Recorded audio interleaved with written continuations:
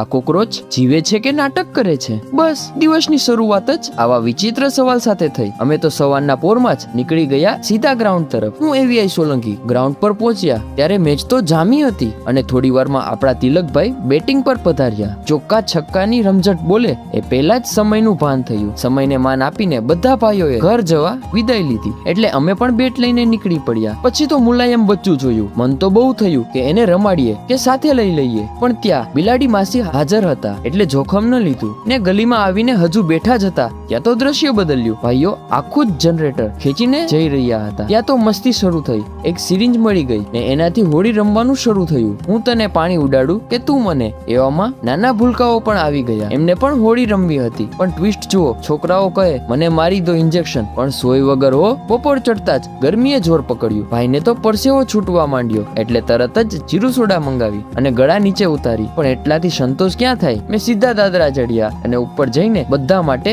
મસ્ત ઠંડી છાશ તૈયાર કરી. ગરમી ભગાડવાનો આનાથી સહેલો ઉપયોગ બીજો કયો હોય? એટલામાં જ પપ્પાને કોલ તો આવ્યો, પણ આ નેટવર્ક જાણે આજે રજા પર હોય એમ અવાજ કપાઈને આવતો હતો ને સામે જ ભાઈઓ બરફ લેતા જોવા મળ્યા. અને હા, આ કોકરોચની ડેડ બોડી છે. રીપ કોકુ રીપ. ભગવાનના આશીર્વાદ આપણા બધા પર કાયમ બનેલા રહે એવી આશા સાથે આજના આ મજેદાર દિવસને અહીં જ વિરામ આપીએ છીએ.